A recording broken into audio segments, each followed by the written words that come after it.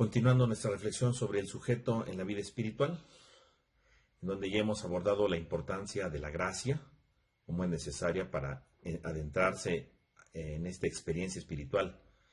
Y en el video pasado el tema de la conciencia espiritual cristiana, demos ahora un siguiente paso, hablando sobre la dimensión corporal en el sujeto de la vida espiritual, y por lo tanto una reflexión sobre el espíritu y los sentidos.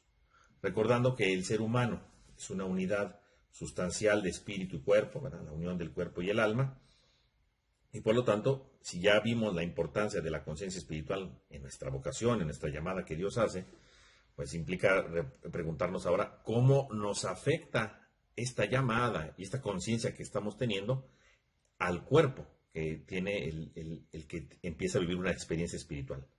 ¿En qué sentido se transformarán sus sentidos? ¿De qué manera se podría abordar esta realidad hablando de esta experiencia de ámbito espiritual?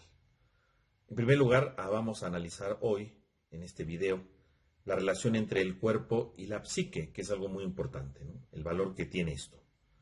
En la cultura actual se habla ya del cuerpo como una parte del hombre, y por lo tanto se habla de su corporeidad, que es una dimensión general del ser humano. Recordemos que todos nosotros somos cuerpo, ¿verdad? Todo el hombre es corpóreo, o sea, no es que tengamos solamente cuerpo, más bien somos cuerpo, o sea, es parte de nuestra identidad, y por lo tanto es algo central. Incluso Santo Tomás de Aquino, cuando habla de la relación del cuerpo y el alma, curiosamente dice, el alma unida al cuerpo es más perfecta que separada de él. Es decir, Santo Tomás de Aquino no es que diga es más valiosa el alma, no, el alma es valiosa, claro, pero es más valiosa en cuanto que está unida al cuerpo.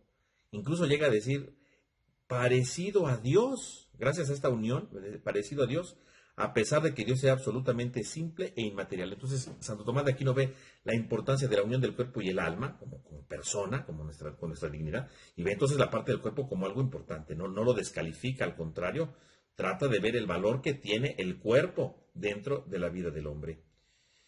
Por lo tanto, abordar el tema de la corporeidad ofrece la conciencia de ver justamente el valor que se tiene, ¿verdad? Y por lo tanto ver la formación progresiva y el desenvolvimiento personal que se va teniendo al interior del ser humano con su propio cuerpo, ¿verdad? Porque nos desenvolvemos con nuestro cuerpo, no nada más con el alma o con lo espiritual, no, también con nuestro cuerpo nos vamos desenvolviendo. De tal manera que nuestro mismo cuerpo, penetrada por los componentes psíquicos, y por lo tanto nuestro pensamiento nos ayuda a emitir juicios, a demostrar nuestra voluntad y a ir determinando lo esencial en nuestra existencia. Por lo tanto, lo corporal es algo importante en nuestra vida y por lo tanto el ser humano, en cuanto que tiene una relación espiritual, por supuesto que el cuerpo implica algo especial. Santo Tomás de Aquino, incluso en la Suma contra Gentiles, llega a decir, la experiencia enseña que mediante los actos corpóreos el alma se encuentra estimulada a conocer y a adherirse, es decir, el cuerpo nos ayuda a conocer, no es que nada más conozcamos con la mente, no, el cuerpo nos ayuda también a conocer. Es por tanto conveniente, dice Santo Tomás, servirse de las realidades corporales para elevar nuestro pensamiento a Dios. O sea, lo corporal nos ayuda, ¿no? Lo corporal es algo importante para nosotros, no es algo que nos separa o nos aleje de la presencia de Dios, al contrario, el cuerpo también nos ayuda para nuestra experiencia espiritual. O sea, todo lo corpóreo debe de ser una ayuda para cada uno de nosotros. No debe de haber un desprecio por el corpóreo. Ahora bien, viendo una dimensión espiritual de esto corporal, dentro de esta experiencia de espiritualidad, podemos ver cómo la espiritualidad oriental, desde la antigüedad, estableció que esta experiencia mística implica una ascesis corpórea. Es decir, los orientales ya desde antiguo veían que la necesidad para poder tener una experiencia espiritual es necesario, ¿verdad?, una ascesis corpórea. En particular a través de la técnica ascética psicocorpórea de la expiración y la inspiración, ¿verdad? La manera de respirar ya nos ayuda de entrada para empezar a tener una vivencia mística. Eso es importante. Y entonces también una ascesis del cuerpo para que vayamos dominando y para que vayamos creciendo en nuestra vida espiritual. Sin embargo, la espiritualidad occidental, por su parte, sostuvo que el camino espiritual incluía el repudio de la corporalidad. Es decir, mientras que los orientales decían que había que dominarlo, entre ellos, por ejemplo, la misma respiración, los occidentales llegaron a decir que el camino de la santidad y por lo tanto de la vida espiritual implicaba un repudio del cuerpo. Eso fue un error terrible, porque el hombre se debe de configurar plenamente con su cuerpo. Y ciertamente en la parte occidental se llegó a ver como este desprestigio hacia el cuerpo, y por supuesto, hasta el día de hoy llega a haber personas que siguen teniendo esta realidad, ¿no? Viviendo esta situación. Entonces, tenemos que tomar en cuenta que tanto el cuerpo como el espíritu son necesarios para expresarse en su ámbito espiritual, claro, y para expresar su imagen de Dios. Todos somos imagen de Dios en cuanto que tenemos cuerpo y alma, no nada más el alma, sino el cuerpo y alma. Y el creyente, a través de esta conciencia, debe de empezar a vivir su experiencia espiritual con su cuerpo, no con el desprendimiento de su cuerpo, sino que realmente vaya descubriendo esta realidad en su vida. Por lo tanto, hoy día, cuando hablamos ya de la experiencia espiritual, se habla ya de una rehabilitación de lo corporal.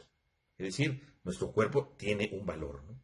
Y esto nos ayuda entonces a reconocer el valor del cuerpo, y que incluso algunos, pues, al ver este valor que se encuentra, incluso existe, no solo en el ámbito espiritual, sino desde el ámbito ya teológico, existe la teología del cuerpo, ¿no? Que el mismo Juan Pablo II impulsó, reconociendo el valor siempre de lo corpóreo, mostrando que no debe ser despreciado, sino que es valioso. Dios nos dio el cuerpo, Dios nos lo creó. Y entonces, pues es algo valioso, y la vida espiritual no es que esté alejada o esté distanciada de esta situación. Al contrario, estamos profundamente unidos en esta experiencia que vamos teniendo, y que es algo que nos debe de ayudar justamente a esta realidad. Y si bien a veces, decíamos, ha sido despreciada, o incluso a veces la ascesis invitaba a mortificar el cuerpo, y entonces la experiencia espiritual era que el cuerpo quedara mortificado, ¿verdad? Lastimado, herido, porque era una manera de unirse a la pasión de Cristo. El día de hoy se nos invita a contemplar a Cristo, que muere, pero que resucita. No es que el cuerpo merezca ser lastimado, como el cuerpo de Cristo padeció en la cruz, también resucita, y por lo tanto es un cuerpo renovado. El valor del cuerpo. No quiere decir que vamos a criticar a los que han hecho estas prácticas, o incluso las pueden llegar a hacer, ¿no? Es una manera de la espiritualidad, pero no es el único camino de la vida espiritual. Tenemos que reconocerlo, ¿no? Entonces, cuando se usaba el silicio, todo ese tipo de experiencias de espiritualidad antiguas, pues hoy podríamos desprestigiarla. Bueno, para empezar, era parte de su tiempo, no podemos juzgarlo con nuestros criterios. Y finalmente, pues sí, tiene una razón de ser, tiene una razón espiritual, tiene un camino, tiene un itinerario, pero no es el único, ¿no? Y lo importante es restablecer el valor del cuerpo. Si es lastimarlo porque no vale, pues es una visión errónea. Entonces hay que reestructurarlo y hay que reorientarlo. Algo que podemos nosotros contemplar entonces, viendo esta realidad del cuerpo a la luz del misterio de Cristo, porque entonces si la espiritualidad implica una imitación de Cristo, ¿no? El que se lastima el cuerpo y de alguna manera quiere imitar a Cristo, que fue sufriente en la cruz, pues podríamos ver cómo la visión de Cristo ha sido vista de diferentes maneras. Porque ustedes, como han visto, ¿verdad?, en sus diferentes materias teológicas, Cristo ha sido interpretado de diferentes formas, ha sido interpretado de diferentes maneras, y por lo tanto se han negado ciertas características o elementos de la experiencia de Cristo. Entonces nosotros podemos ver aquí, en este cuadro que tenemos delante de nosotros, las maneras como se ha ido viendo a Cristo, ¿no? Tenemos a Cristo en cuanto a su divinidad y a su humanidad. Entonces podemos ver en cuanto a su divinidad, que ha sido totalmente negada por parte de los judíos, ¿verdad? Los judíos no reconocen la divinidad de Cristo. La divinidad negada parcialmente, podríamos decir, o a veces sí extrema, pero en cuanto a Arrio, ¿no? Porque lo reconoce como una criatura especial, ¿no? La divinidad alejada, ¿no? Como una realidad totalmente distanciada de lo humano, ¿no? Entonces la postura de Nestorio podría ser. En el centro tendríamos a Ireneo, que rescata el valor de la carne de Cristo como un canal de salvación. Y del otro lado tenemos la humanidad de Cristo, que ha sido la humanidad absorbida con Eutiques, ¿no? Que decía que solamente Cristo tenía la naturaleza divina, porque la humana fue absorbida por la divina, porque es como una gota de agua sobre el océano de la divinidad. La humanidad negada parcialmente, ¿verdad?, por Apolinar, porque reconocía que tenía cuerpo, pero no tenía alma, entonces pues es una humanidad negada parcialmente. Y por supuesto, la humanidad totalmente negada, como tenemos ahí por los docetas, ¿no? El docetismo, que decía que el cuerpo de Cristo es una mera apariencia y por lo tanto negada. Por lo tanto, aquí podríamos ver, entonces, viendo este pequeño cuadro, viendo cómo se ve la realidad de Cristo, pues en la medida en la que uno niega su divinidad o su humanidad, pues se van generando diferentes tipos de espiritualidad. O sea, negar el cuerpo de Cristo, pues también es negar el valor del cuerpo. O ponerle mayor peso al cuerpo, pues también es negar ciertos elementos espirituales, ¿no? Entonces, este cuadro es no solo para que recuerden sus clases de cristología, sino también es para que vean que en la medida que uno le da ciertos valores a Cristo, pues en su humanidad, en su divinidad, la espiritualidad puede tener diferentes corrientes, diferentes utilidades, diferentes visiones, diferentes perspectivas, ¿no? Y entonces, por ejemplo, si yo niego la divinidad, bueno, pues se va a valorar lo humano en el hombre y se puede desprestigiar lo espiritual, ¿no? Como no, eso no es importante, lo importante es lo que tú disfrutes corporalmente hablando, ¿no? O en la medida que tú niegues la humanidad, bueno, pues, pues vamos a ver la negación de facultades humanas o actitudes como el fatalismo, ¿no? O sea, de decir, bueno, pues lo importante es lo interior, lo importante no importa lo demás, o el quietismo, no hagas nada, o sea, tú no te tienes que comprometer con el mundo, Dios te va a ayudar repentinamente, o incluso, por supuesto, la negación de lo corpóreo y decir, no, el cuerpo no importa, el cuerpo no vale, ¿no? Entonces tú puedes rechazarlo totalmente. De tal manera que entonces, ¿verdad? Este pequeño cuadro de Cristo, pues puede ayudarnos a contemplar no solamente cómo se ve Cristo, según la perspectiva de Cristo, pues es cómo nosotros tenemos una vida espiritual. ¿Qué valor le damos a las cosas a la luz de Cristo? Digo, a veces no interviene esta situación, pero ciertamente ciertas visiones o ciertas razones de ver desde Cristo las cosas nos pueden ayudar a contemplar las cosas desde otro punto de vista. Ahora bien, entonces, si el cuerpo es importante, por supuesto, el cuerpo juega un papel fundamental dentro de la oración. Entonces, cuando hablamos de la oración, por supuesto que es algo que es vital dentro de nuestra experiencia. Porque si lo pensamos, la liturgia, pues es la oración del cuerpo místico de Cristo, con sus ritos, con sus signos, ¿verdad? Ahí nos vamos reuniendo. Y en la celebración comunitaria, pues evidentemente el pueblo de Dios, no solo, ¿verdad? Con sus sentimientos alaba a Dios, sino que todos se unen, ¿verdad? De manera presente, de manera vivencial, para alabar a Dios con su cuerpo, con su voz, o sea, con nuestra propia realidad corporal. O sea, la misma oración litúrgica de la iglesia no solamente es algo del alma, porque participamos con nuestro cuerpo, el valor del cuerpo. Ahí es donde entramos también esto. Entonces, el cuerpo tiene un valor importante en la vida espiritual y lo vemos en la experiencia de oración. La liturgia, más que solo disfrutar una comunión, ¿verdad? El cuerpo de Cristo, no nada más es eso, de verdad, para que alimente mi alma, dicen algunos, ¿no? No, es más. Tú participas de la Eucaristía con todo el rito que implica con tu cuerpo, con tus posturas, con tu manera de ser, de vivir, de atención. Tu cuerpo te ayuda para profundizar esto, para alabar a Dios y a la par profundizándolos en el ámbito interior, pero claro, con lo espiritual. De tal manera, pues, el elemento corpóreo dentro de la oración litúrgica educa espiritualmente a los fieles. Por ejemplo, cuando alguien se pone de pie, cuando alguien se sienta, es educar, ¿no? O sea, ¿por qué nos sentamos? No porque estamos cansados, nos sentamos porque estamos profundizando. Nos sentamos porque estamos meditando, estamos reflexionando la palabra, ¿no? Por eso nos sentamos. ¿Por qué nos ponemos de pie? Porque es un signo de honor, ¿no? Es un signo de respeto ante lo que estamos haciendo. Estamos elevando la oración. ¿Por qué alguien se hinca? ¿Por qué nos hinca? Porque estamos haciéndonos pequeños delante del grande, ¿no? Reconociendo la grandeza de Dios. O sea, todos los signos corpóreos que hacemos dentro de la celebración educan a la comunidad, que a veces la comunidad no tiene ni idea por qué lo hace, ¿no? Pero en realidad son signos que son que educan. Entonces, los mismos signos, postrado, ¿verdad? Parado, hincado, ya están siendo un signo de oración con el cuerpo. Y al mismo tiempo nos educan para reflexionar precisamente qué es lo que necesitamos hacer, qué es lo que necesitamos vivir fundamentalmente. Por lo tanto, podemos ver claramente que el cuerpo ayuda incluso en la experiencia de vida de oración, litúrgicamente hablando ya. Ahora bien, nuestro cuerpo, por ejemplo, pues trabajamos, ¿no? Con nuestro cuerpo elaboramos cosas y con esto también hacemos oración, ¿no? Como diría el adagio benedictino, ora et labora, ¿no? O sea, es oración, pero trabaja. O sea, que en medio de tu trabajo hagas oración, que en tu trabajo lo ofrezcas como oración, eso también. O sea, es parte de tu vida y así también alabas a Dios. O sea, reconocer el valor del cuerpo y de lo que hacemos. No despreciar, decir, no, aquí no entra Dios. No, también puede entrar Dios. También se hace presente Dios ahí. Y por lo tanto, la experiencia del cuerpo es importante. Algunos podrían llegar a decir, por ejemplo, bueno, pero, por ejemplo, San Juan de la Cruz, que se preocupa que tiene una visión mística de la espiritualidad, ¿no? Y es adentrarse, ¿no? alguno podría decir, bueno, San Juan de la Cruz, pues abandona el cuerpo, ¿no? Porque lo importante es lo místico, entonces lo importante es cómo te interiorices, cómo entres dentro de ti, y por lo tanto parecería como si hubiera un abandono total de lo corpóreo, ¿no? Un abandono total de lo que es externo, ¿no? Y decir, no, lo importante es lo que yo tengo dentro, no el cuerpo. Eso podría creerse.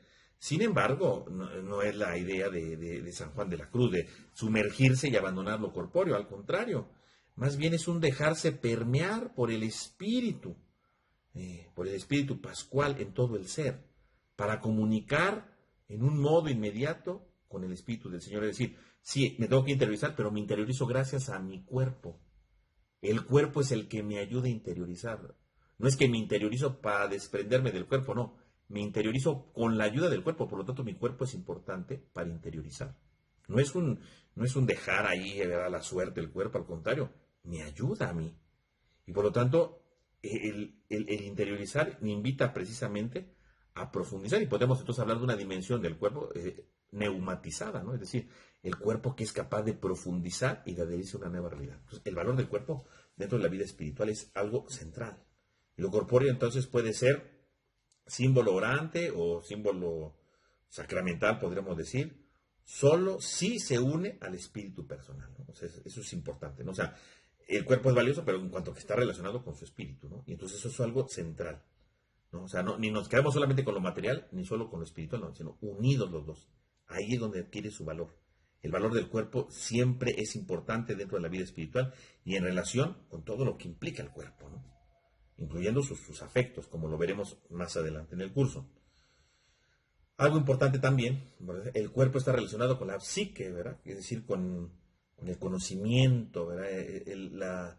Con nuestro modo de ser, ¿verdad? Con nuestra psicología. El cuerpo no está separado de esto. No es que mi psicología esté separada del cuerpo, no. Porque mi psicología se relaciona con el cuerpo en cuanto que se va manifestando con el cuerpo, ¿verdad? La mente, pues, gobierna el cuerpo como tal. Y logra entonces movimientos precisos e incluso complejos a veces que ayudan a expresarse con el cuerpo. Entonces, por ejemplo, algo psíquico, algo psicológico, pues son nuestras emociones, ¿no? Nuestra tristeza, nuestra alegría, nuestra vergüenza, nuestra ira, nuestro miedo. O sea, son cosas de nuestra psique, pero no significa que solamente queden en el interior, se exteriorizan con el cuerpo, ¿no? Si alguien está enojado, se le nota no nada más porque lo tiene dentro, sino lo exterioriza con su cuerpo, ¿no? Lo da a entender con su cuerpo, con su manera de ser, su manera de mirar, su manera de moverse, ¿no? Si alguien está alegre también, si alguien está avergonzado, se pone rojo, o sea, el cuerpo también exterioriza la psique. No quiere decir que la psique está separada del cuerpo, están profundamente unidos y se relacionan unos con otros.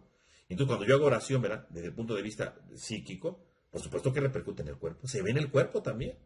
Y se va manifestando esta experiencia espiritual con el cuerpo. Es algo que va importante, ¿verdad? Vemos cómo entonces hay una relación en la que se constituye el cuerpo y la parte psíquica en esta relación que van teniendo mutuamente, ¿no? No es que vayan separándose uno con otro, no se pueden separar. Lo psíquico con lo corpóreo no se separa, van siempre unidos, van necesariamente unidos. Y justamente esto es lo que permite al hombre relacionarse con el mundo, tanto con su parte interna como externa, ¿no? Esto es algo que debemos de tomarlo en cuenta dentro de esta experiencia espiritual. Si bien la psique coordina los diferentes momentos de la propia vida personal con sus actividades, la base de esto pues implica también el cuerpo, ¿no? Que está dentro de él. Está el cuerpo que se va moviendo y que va sensibilizando ante esta realidad, ¿no? Se va sensibilizando. Por lo tanto, tenemos aquí ya, entonces, un primer acercamiento, ¿no? Cuando hablamos de la vida espiritual y del sujeto de la vida espiritual en la dimensión corpórea, ¿no? Reconocer el valor del cuerpo. En este video solamente vimos la idea del cuerpo, diferentes aptitudes de la relación del cuerpo con el alma, con el espíritu, y esto nos puede ayudar precisamente entonces a profundizar y a reconocer el valor del cuerpo. Ya en el próximo video entonces vamos a analizar otros elementos importantes de la vida espiritual y del cuerpo.